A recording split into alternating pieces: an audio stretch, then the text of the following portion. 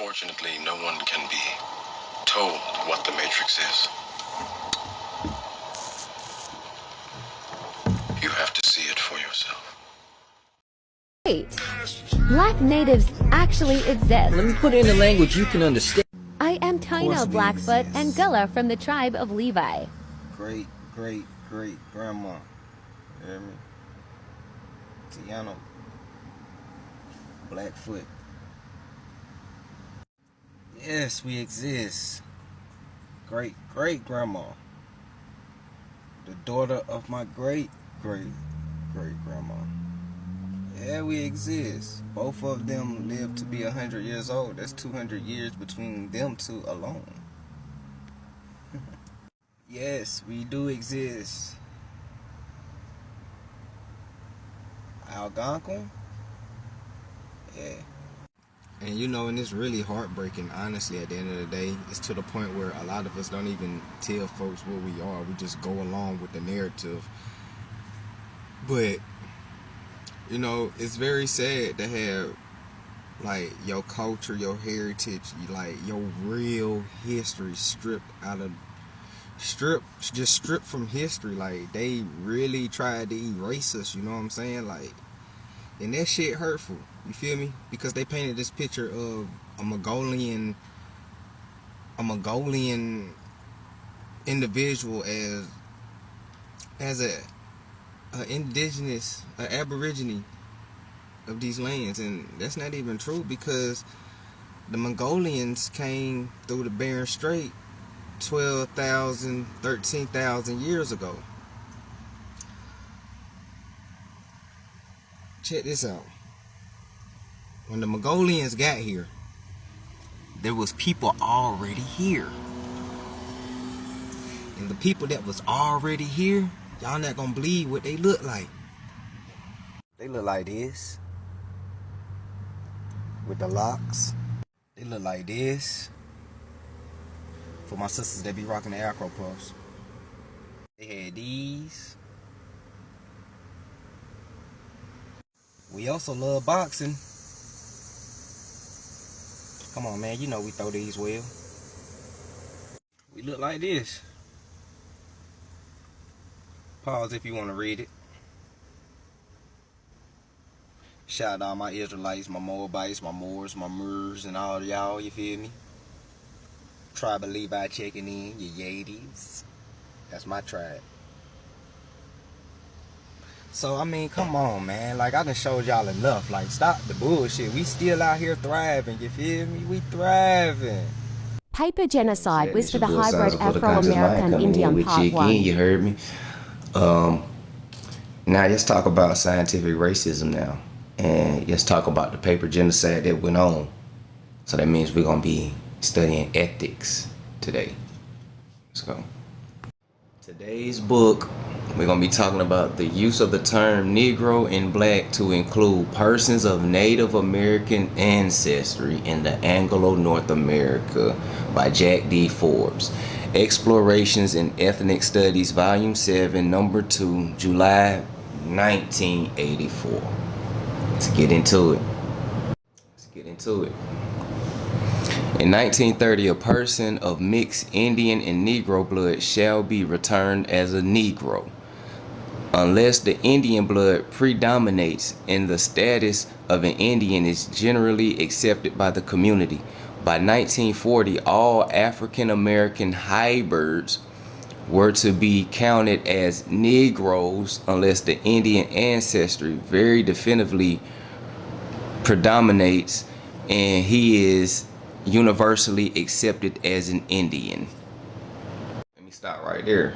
So pretty much it don't matter if you was half Native American or indigenous American or American Indian with some West African in you, you was still considered a Negro. You was still considered black.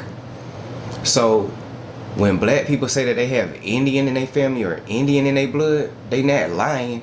Y'all just going off of this scientific racism bullshit that they teach in school. It's very possible.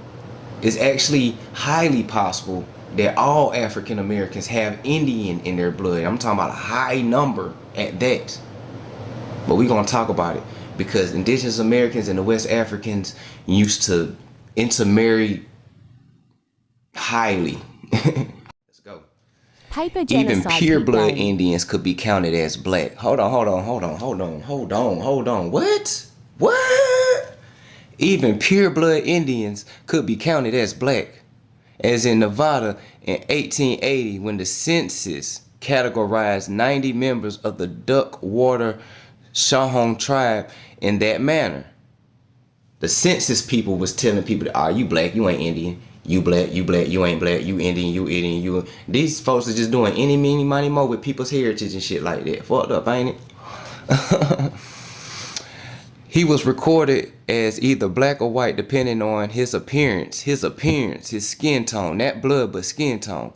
The 1980 census was also arranged that any American African mixed blood who checked both black and Indian boxes was still counted solely as black. Book What's name saying? It's your boy Signs for the Conscious Mind checking in. Got another dope video for y'all. With this one, I'm gonna need y'all to be very open-minded, and I'm gonna need y'all to think like we in the Middle Ages, because this is where we going. And this is stuff they do not teach in school, of course, because school is for indoctrination of white supremacy. They don't want to, you know what I'm saying? So all these books and pages that I'm giving y'all, it's a reason why they not teaching the kids this. So peep game. All right, we're going to be reading from today, Lost Tribes and Promised Lands. You'll see what they got to say. In Greek and Roman authors, there is a similar vagueness about a vast region taken in by terms like India and Ethiopia. The latter, even in its narrowest sense, comprising a much larger area than present-day Ethiopia. First, I'm going to show you the Greeks who's saying this. Then I'm going to show you what they mean by Ethiopia being a large area. Check this. Original Romans and Greeks.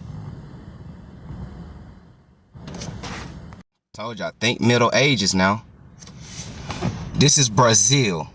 They called it Ethiopian or Ethiopia or Ethicove. Still means burnt faces. We're going to touch on that. This is South America. But look what they call them. Ethiopia. Look how dark they are. Peep game. All right, let's get back to it. Here we go. The region of untold islands in which the plural term Indias, etymologically one and the same as Indies. So back then when they said the three Indias, or they referred to Indias, they meant the Indies. What are the Indies? The West Indies. See down here? West Indian Caribbean. India. Same book. Now we talking about Prester John. Y'all go look up Prester John, because this going to be funny. Check this out. Check this out. To the extent that his blackness was that of an Ethiopian, John's emerging coloration had a long and not always unfavorable history in European eyes. So meaning they whitewashed him, right? Let me show you what he looked like now. You just read his blackness was unfavorable. He went from this, his blackness, Ethiopian, to this. Clearly just whitewashed him.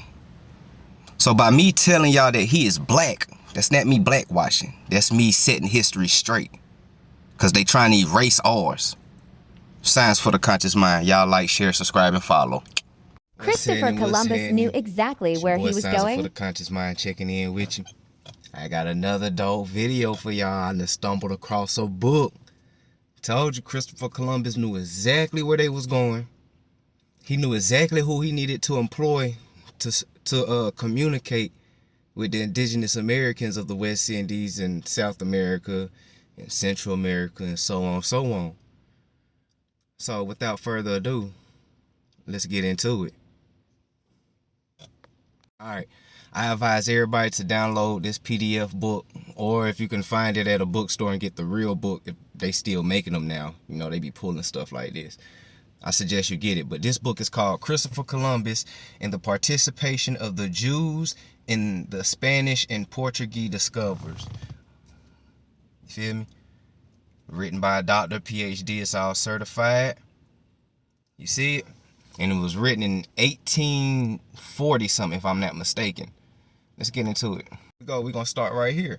After the Spanish monarchs had expelled all the Jews from all their kingdoms and lands in January, in that same month they commissioned me, which is Christopher Columbus, to undertake the voyage to India, which is the West Indies and South America and all that, because remember the 3 Indias I told y'all about in past videos. You know what I'm saying? With properly equipped fleet. These are the words with which Columbus began his journal with. This is his journal, his words. I didn't write this. Y'all be coming at me like I wrote this shit. This is the same time the Jewish Moors was getting expelled from Spain. I told y'all, all of this stuff is connected, man. You gotta get these books and put them together. Jewish Moors. These were his navigators and his interpreters. Why you need Hebrew and Arabic interpreters to go speak with these people over here? I could pause and read all this, but just read the highlighted one. You feel me? So, as he understood Hebrew, Chaldean, and some Arabic, Columbus employed him as an interpreter. Alonso de la Salle was also of Jewish lineage. He died in Espanola. So, why do you need a Hebrew, Arabic speaking interpreter to come talk to the Indians, the natives of West Indies and South America? Y'all can pause and read it, but just focus on the highlighted ones. The language of the Indians in Hispaniola, Cuba, Jamaican, and joining islands, he contends that it has many resemblance to Hebrew. In fact, he even calls it corrupted Hebrew. He inserts that such names as Cuba and Haiti are Hebrew.